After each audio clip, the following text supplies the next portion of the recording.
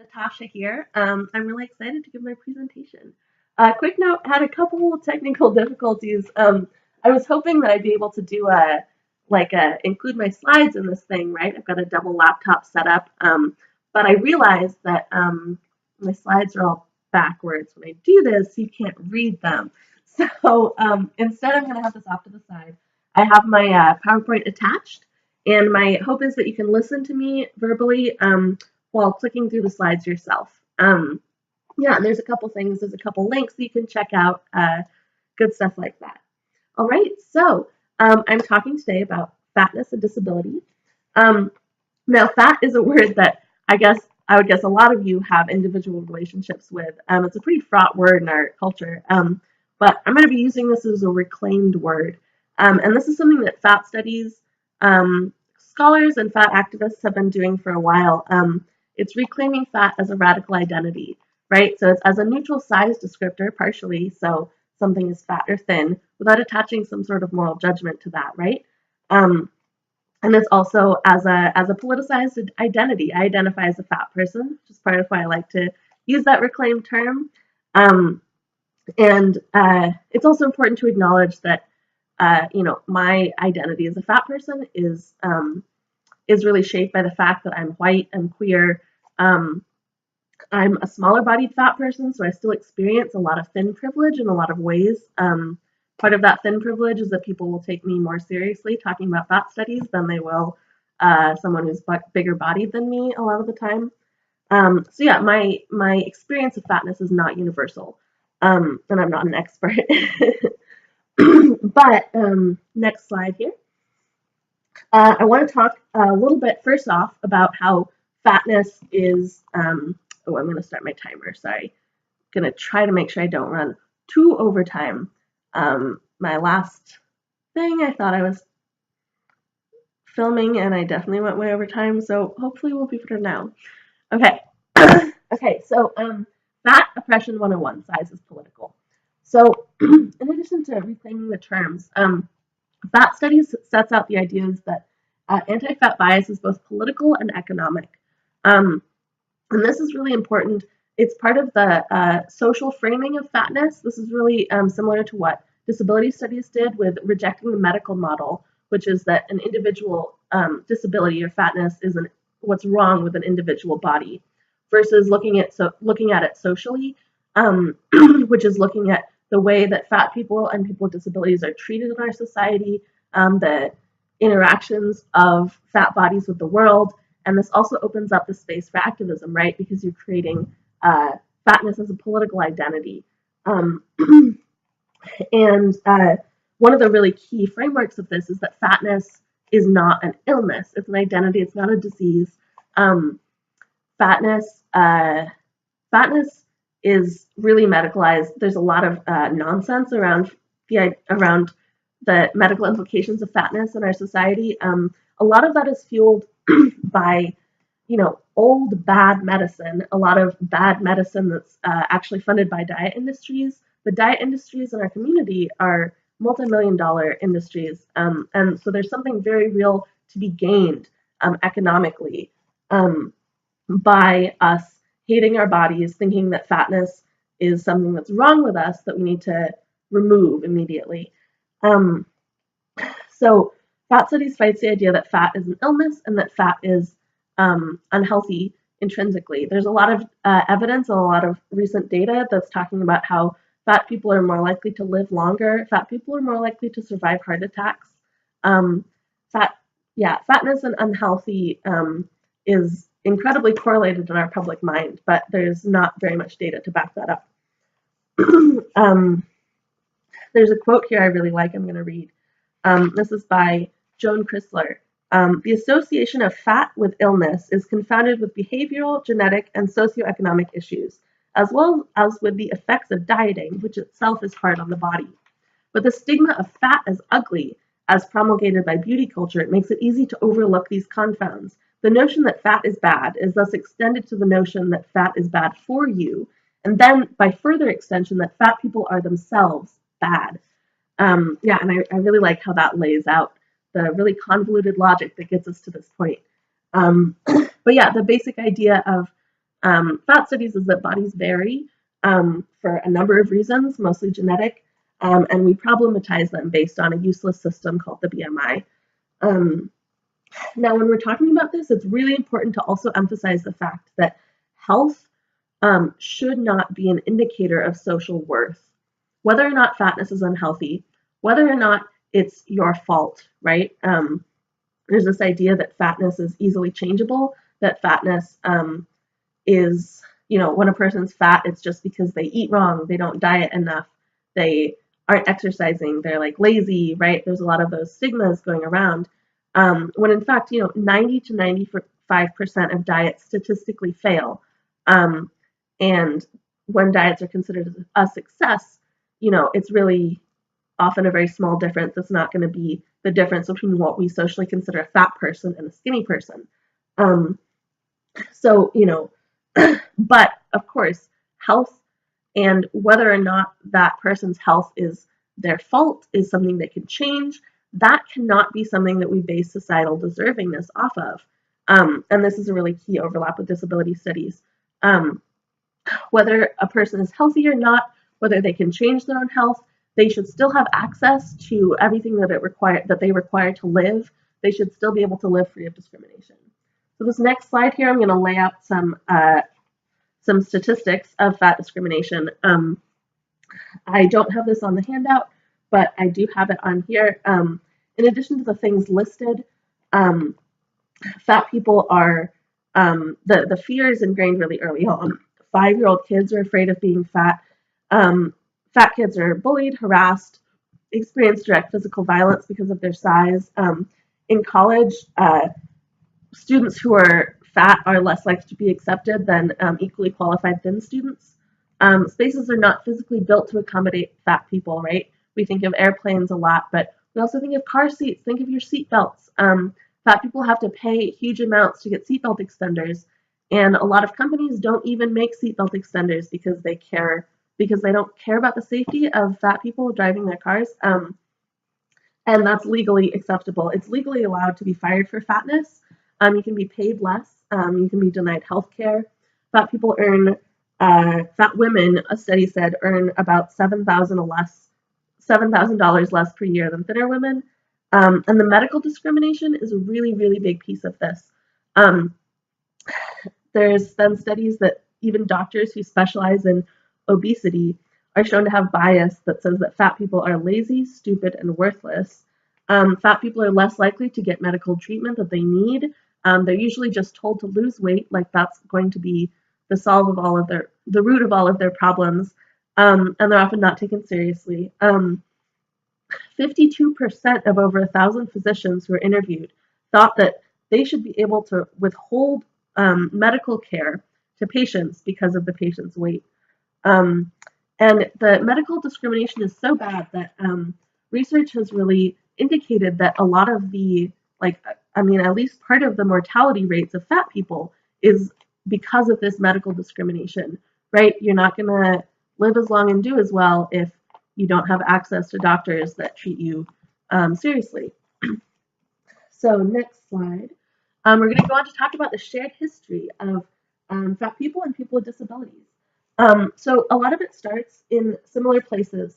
Nielsen talked about how disability is really a social concept that was in part formed by the standardized Western medicine that labels some bodies as normal and then the rest of the bodies as wrong or diseased, right?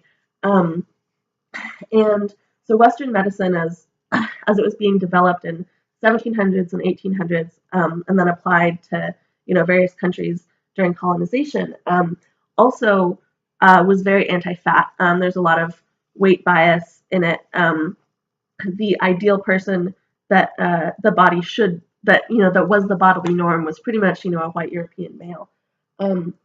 There's also the idea, the similar root of industrialization as upholding sameness and standardization as part of the social framework of the time.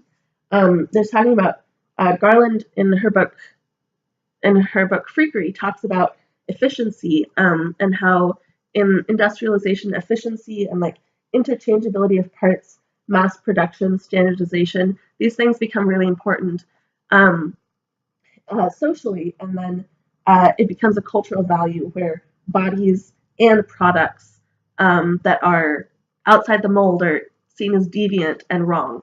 And you can look at this it's a lot of this time period, the same time period in the 1800s that institutionalization is taking off, where a lot of violence against people with disabilities is being done. Um, there's also sideshow freaks is something that takes off during about the 1840s to the 1940s. This becomes one of the top two forms of entertainment for people in the United States. It's wildly popular, and it sets people with visible disabilities, fat people, racial and ethnic minorities, um, as this exotified other that people pay to see. And there's this bizarre cultural ritual that's happening where people are people with these differences are emphasizing them and making them extra like have to make them extra like grotesque and like interesting for people to be able to make a living off of it. Um, and the audiences that are going in are paying and they're getting to experience this enforcing of social norms because they get to look at this otherness, this strangeness, and go, wow, that's so gross or whatever, and like be reaffirmed in their own normalcy in that act of looking. It's really interesting. And there's also during this time period is eugenics, and eugenicists targeted people with disabilities to ridiculous levels. There's people with disabilities, especially people of color, especially women, are forcibly sterilized in huge amounts. And there's not a lot of research talking about fatness specifically linked to eugenics, but except some recent fat activists have gone and looked at how fatness was really considered a very key essential marker of racial or genetic inferiority, right? So fatness is something that's used to justify, as a reason why, for instance, Jewish people and Black people are lower on the evolutionary scale than white people. It's used to justify part of why women are like less evolutionary sound because women are more associated with fatness. And there's these parallels between fatness and mental disability. Fat people are considered, infirm, like morally out of control of themselves, considered dependent because they can't make their own choices. They don't have enough strong will, and seen as primitive. So if you read between the lines, you can look at how fat people were intrinsically targeted in a lot of these eugenics campaigns as well. So putting fatness under the umbrella. Sorry, I'm already a little bit over time. So one thing that I looked at was the points of unity for disability studies and fat studies. And one of those ideas is that perhaps fatness should be considered a disability, should be part of the umbrella of disabilities, considering how diverse disabled communities are, how many different things are considered disabilities that really have nothing in common, that are just linked by the social othering that they experience. There are some key differences between how fatness and disability are seen. People with visible disabilities are usually initially treated with pity. That's like the dehumanizing response that happens. Whereas fat people are usually, because it's viewed as like your own fault, your moral failing, are usually viewed with blame and scorn or suspicion.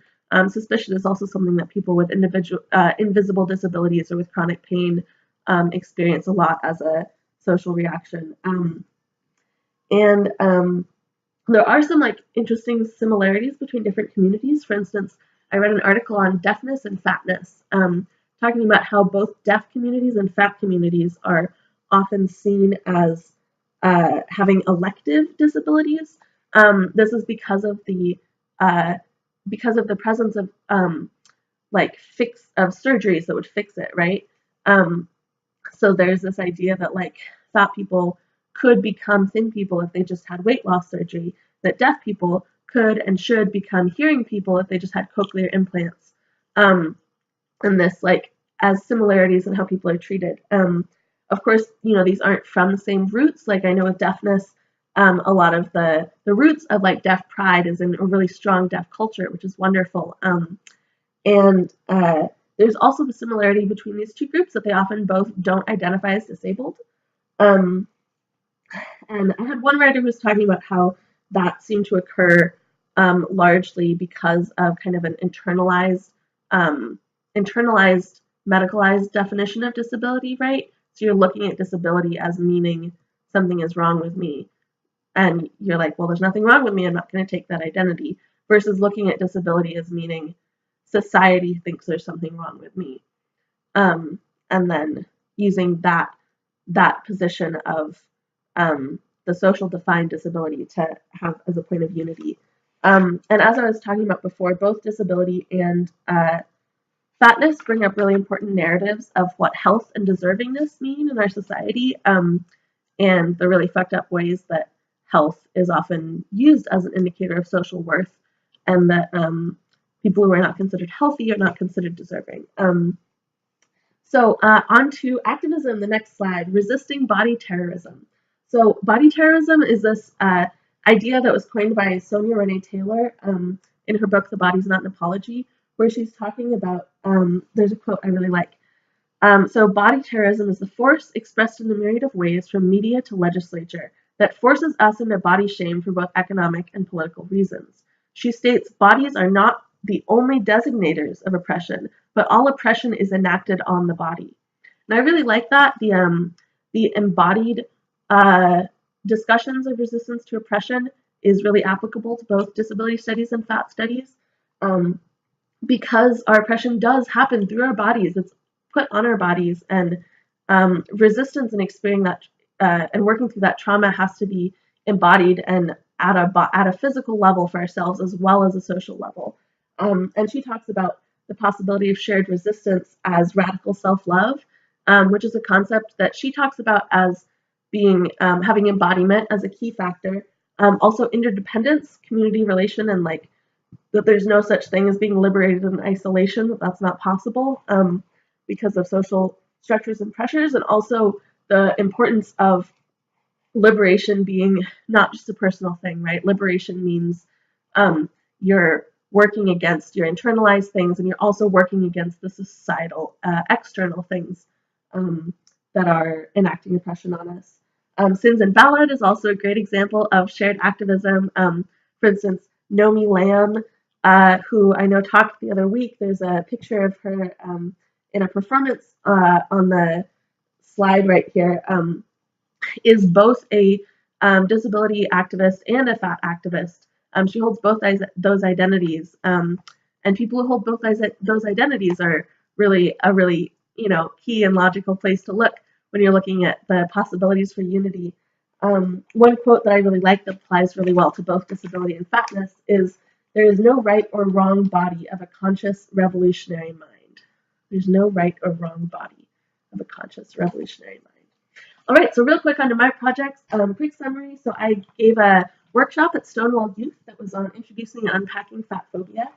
I had help from some fat pedagogy readers that are really useful. We worked through a number of things. It was a workshop for mostly younger queer youth. Most of the folks there were thin, so we tailored it to really like workshopping definitions of thin privilege and fat phobia in society, and then like looking at the ways that people benefited from their thin privilege. We did a privilege walk experience, which is a really useful workshop. We did some embodiment exercises, taking a note out of Sonia Renee Taylor's book that you have to be engaging with your own body as well. These things don't exist outside of bodies. And yeah, it was about an hour and 20 minutes. I think it went really well. The youth seemed really engaged, and a lot of them had personal experiences that were really relevant to share. Another part of the reason that I chose this group was I think it's really important to be talking about fat phobia with youth, because it's really unquestioned, and it I think provides a really useful framework for ourselves as well as at a social level. And also, I wanted to honor the fact that fat activism has historically had a huge base in the queer community. If you look at a lot of the activism in the 70s that was around fat liberation, it's mostly done by fat lesbians and fat dykes. And yeah, I think it's really important to carry that on. I'm also putting together a zine called Fat is Radical. I want to be like, kind of like accessible education and sharing of art and poetry and other forms of knowing around experiences of fatness. Yeah, I have a slide of further reading, some great websites and specific authors and art activists to look at if you want to learn more about this stuff. And I'm going to play us out real quick on a little bit of Big Mama Thornton. She is still the best I've ever heard. This is called They Call Me Big Mama. She's singing about being fat and wonderful. And I really want to highlight this. I think it's really important that we talk about people like Big Mama Thornton when we're talking about fat activism, because a lot of it, from an academic point, is going to be focused just in, academia and in things that are written about in academia, right? So that's going to be mostly white people with resources in the last 30 years. Whereas, you know, fat resistance and fat activism has been happening since fat phobia existed, right? And a lot of the most targeted populations haven't had access to academia, and are still doing really important work that impacts us a lot on the cultural level and has to be like honored and acknowledged. So yeah, Big Mama Thornton, fat positive singer of the 1960s. Check her out. All right. Thank you so much for listening. I'm sorry this was really long. Have a wonderful break. Yeah, hit me up if you got any questions. Take care, folks.